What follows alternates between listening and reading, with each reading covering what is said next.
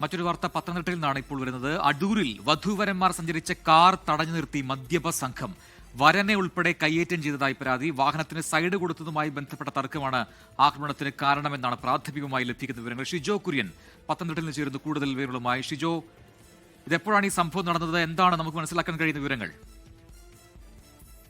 8 മണിക്ക് ശേഷമാണ് അടൂർ നെല്ലിമുകളിൽ വാഹനത്തിന് സൈഡ് കൊടുക്കുന്നതുമായി ബന്ധപ്പെട്ടുകൊണ്ട് മദ്യപ സംഘം വധൂവരന്മാർ സഞ്ചരിച്ച കാറ് തടഞ്ഞു നിർത്തുകയും അതിലുണ്ടായിരുന്ന വരനെ ഉൾപ്പെടെ കയ്യേറ്റം ചെയ്യുകയും ചെയ്തതായിട്ടുള്ള പരാതി ഉയർന്നു വന്നിരിക്കുന്നത്. ഇതിനകത്ത് പോലീസ് നൽകുന്ന പ്രാഥമിക വിവരമെന്ന് പറയുന്നത് വാഹനത്തിന് സൈഡ് കൊടുത്തതുമായി ബന്ധപ്പെട്ടുകൊണ്ട് തർക്കമുണ്ടായി. അതിനുശേഷം റോഡിൽ കിടന്ന് ഇവർ പരസ്പരം അങ്ങോട്ടും ഇങ്ങോട്ടും തർക്കിക്കുന്നതിനിടയ്ക്ക് വരനെ കയ്യേറ്റം ചെയ്യുന്നു. ആ വിവരം നാട്ടുകാരാണ് പോലീസിനെ വിളിച്ച് വിവരം അറിയിച്ചത്. നാട്ടുകാർ അറിയിച്ചതിന്റെ അടിസ്ഥാനത്തിൽ പോലീസ് അവിടെ വന്ന് പരിശോധന നടത്തുകയായിരുന്നു. അപ്പോൾ വാഹനത്തിന്റെ സമീപത്തുണ്ടായിരുന്ന ആളുകൾ മദ്യപിച്ചിരുന്നതായിട്ട് പോലീസിന് വിവരം ലഭിച്ചു.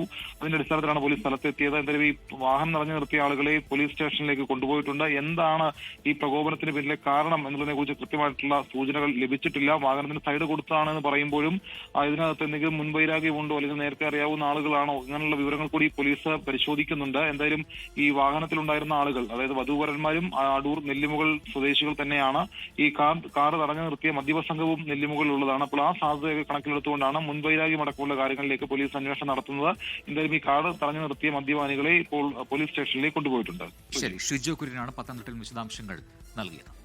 ലോകത്തെവിടെയായാലും ഏത് സമയത്തും 24 വാർത്തകളും ഓഗ്മെന്റഡ് റിയാലിറ്റി പാക്കേജുകളും എക്സ്പ്ലെയിനറുകളും വിശദമായി കാണാൻ ഞങ്ങളുടെ യൂട്യൂബ് ചാനൽ നിങ്ങൾക്ക് സബ്സ്ക്രൈബ് ചെയ്യാം.